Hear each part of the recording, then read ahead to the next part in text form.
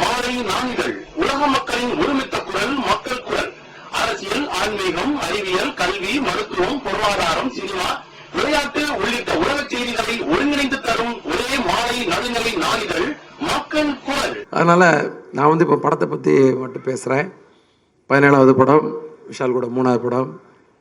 2 படம் ஏற்கனவே நல்லா அமைஞ்சுது. ஸோ விஷால்கிட்ட ஒரு சின்ன நாட் சொன்னேன், ரொம்ப பிடிச்சது உடனே டக்குன்னு ப்ரொடியூசர் கார்த்திக் சாரை அறிமுகப்படுத்தி விட்டார். கார்த்திக் சாரே வந்து அவர் பேசும்போதே ரொம்ப ஒரு நல்ல மனுஷனாக தெரிஞ்சார். அதோடு எனக்கு அவர்கிட்ட ஒரு கிக்கு, அந்த கம்பெனியில் ஒரு கார்த்திக் சுப்ராஜ்னு ஒரு டைரக்டர் இருக்கார். ஒரு டைரக்டருக்கு கீழே போய் அந்த கன்சர்னில் போய் ஒர்க் பண்ணுறன்ற கிக்கு எனக்கு ரொம்ப இருந்துச்சு. ஸோ வெரி ஹாப்பி அந்த கம்பெனியில் ஒர்க் பண்ணுறது. விஷால் கூட 3வது படம். ஸோ இந்த படம் வந்து எப்படி இருக்கணும்னு ஒரு ஐடியா பண்ணும்போது ஒரு கதை இருந்துச்சு. அந்த கதை வந்து ஏற்கனவே அதில் ஒரு சேசியாக ஒரு கதையாக இருந்துச்சு. ரொம்ப ஒரு கதைக்குள்ளே வந்து அவுட்லைனே ஒரு ஸ்பீடாக இருந்துச்சு.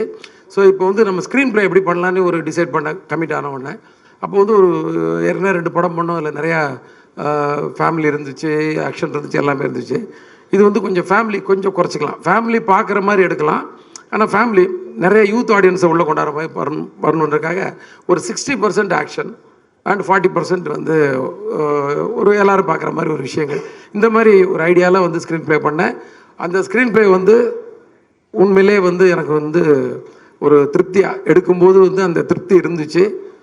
விஷாலோடைய ஒரு பெரிய கான்ட்ரிபியூஷன், டைமிங்லேயும் சரி, அந்த வேலையிலையும் சரி, ஈடுபடுத்திக்கிட்டது, பர்ஃபார்மன்ஸ்லேயும் சரி. ஆக்ஷன் வந்து எப்போயுமே ஒரு நல்லா பண்ணுவார்னு தெரியும்.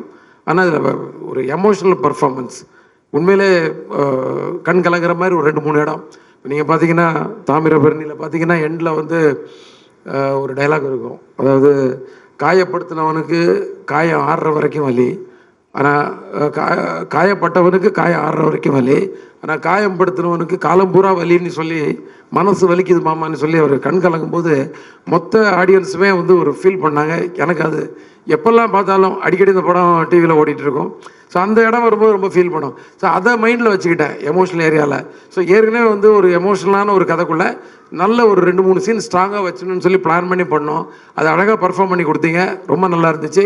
நான் ஒவ்வொருத்தரையாக வந்து சொல்ல போகிறது இல்லை, வெரி சாரி. என்னோடய ஆர்டிஸ்ட் எல்லாருமே நல்லா பண்ணியிருந்தாங்க, எல்லாருமே வந்து டெக்னீஷியன்ஸ் அத்தனை பேர் நல்லா பண்ணியிருந்தாங்க. டிஎஸ்பியாக இருக்கட்டும், சுகுமார் சாராக இருக்கட்டும், எல்லாருமே நல்லா பண்ணியிருந்தாங்க.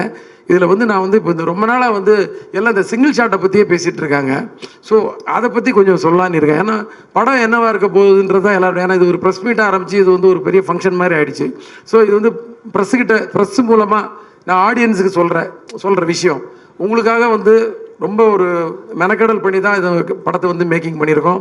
இதில் வந்து 8 ஃபைட் அண்ட் சேசிங் எல்லாம் சேர்ந்து ஒரு 8 சீக்வன்ஸ் இருக்குது. அந்த 8 சீக்வன்ஸையும் 4 மாஸ்டர்ஸ் பண்ணியிருக்காங்க. அதில் ஒவ்வொருத்தருக்கும் ஒவ்வொரு மாதிரி ஃபைட்டை பிரித்து கொடுத்தோம். எல்லாருமே வந்து ரொம்ப சிறப்பாக பண்ணியிருக்காங்க. என்னோட ஒரே ஒரு இது என்னென்னா, அதாவது இது வந்து ஆடியன்ஸ் இந்த படம் பார்க்குறாங்க. இந்த ஃபைட் வந்து ஒருத்தருக்கு பிடிக்கலாம், பிடிக்காமல் இருக்கலாம், என்ன வேணாலும் இருக்கலாம். ஆனால் ஏன்டா வச்சாங்க நீ மட்டும் கேட்டவே கூடாது. ஏன்னா வேணும்னு வச்ச மாதிரி இருக்கக்கூடாது. ஏன்னா நான் ஆடியன்ஸை மதித்து ஸ்க்ரீன் ப்ளே பண்ணுற ஆள். நான் கொஞ்சம் யதார்த்தம் கொஞ்சம் மிஸ் ஆகலாம், ஃபைட்டு ஒரு 10 அடி போய் விழலாம். அப்போ கூட மாஸ்டர்கிட்ட சொல்லுவேன், மாஸ்டர் 10 அடி வேணாம், ஒரு 8 அடி வச்சுக்கோங்க, ஒரு 6 அடி ஆகிட்டு வேணாம், ஒரு 4 அடி ஆக்கிக்கோங்க.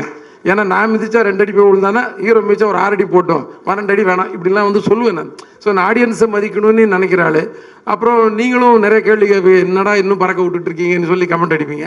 ஸோ அதெல்லாம் பார்க்குறாள். ஆனால் அதனால் நான் வந்து இதில் வந்து கொஞ்சம் யதார்த்தம் மிஸ் ஆகாமல் பண்ணியிருக்கேன். அதனால் நிச்சயமாக வந்து ஆடியன்ஸ் வந்து கண்டிப்பாக வந்து ஏன்டா அந்த ஃபைட் வச்சிங்கன்னு கேட்க மாட்டாங்க. நான் ஒவ்வொரு ஃபைட்லேயும் வந்து ஒரு கண்டென்ட் வச்சுருக்கோம். அதாவது தேவை. நம்ம வீட்டுக்கு முன்னாடி சும்மா சொல்கிறேன், ஒரு அடித்தடி யாரோ ஒருத்தர் சொல்கிறாங்க, என்ன பயங்கர ஆக்ஷனாக இருக்குது. நம்ம வீட்டுக்கு முன்னாடி ஒரு 10 பேர் வந்து நிற்கிறான் நம்மளை அடிக்கிறதுக்கு. நம்ம என்ன பண்ணுவோம்? கொஞ்ச நேரம் பொறுமையாக இருப்போம், போலீஸ் ஃபோன் பண்ணுவோம். எதுவும் வரல, அவங்க பூட்டை உடைக்க போகிறாங்கன்னா உள்ளேருந்து அருவாமனை, உலக்க, உரல் எல்லாத்தையும் எடுத்துக்கிட்டு நம்ம தயாராகி அடிப்போம். இந்த மாதிரி ஒரு மூடில் தான் அவர் படம் முழுதும் அட்டன் பண்ணியிருக்காரு. அதாவது ஒரு பிரச்சனை, அதை எப்படியாவது ஃபேஸ் பண்ணி ஆகணுன்ற கோணத்தில் எல்லாம் விரட்டி அடிச்சிருக்காரு, துரத்தி வெட்டியிருக்காரு. கதற கதற போட்டு என்னென்னமோ பண்ணியிருக்கிறாரு எல்லாரையும் ஏன்னா அந்த மாதிரி படமே வந்து கதையை வந்து பரபரப்புன்னு நீங்கள் டீசரில் பார்த்துருப்பீங்களா, ஒரு சின்ன ஒரு பரபரப்பு இருந்துச்சு. ஆனால் அந்த பரபரப்பு படத்தில் இருந்துக்கிட்டே இருக்கும். ஆனால் நான் ஒரே ஒரு தப்பு மட்டும் பண்ணல, என்னென்னா ஃபாஸ்ட்டாக கட் பண்ணுறன்ற சொல்கிற ஒரு பிளேமிங் இருந்துச்சு. அது வந்து ஒரு 10 வருஷம் முன்னாடி எல்லாம் ரசித்தாங்க. இப்போ வந்து நான் கொஞ்சம் லோக்கலில் எல்லா ஏரியாலையும் போய் ஒரு டீ கடை வரைக்கும் போய் இல்லை ஒரு ஆட்டோ டிரைவர் வரைக்கும் போய் எல்லார்ட்டையும் வந்து ஒரு ஐடியாலாம் கேட்பேன் நான், எப்படி இருந்துச்சு என்ன மைனஸு.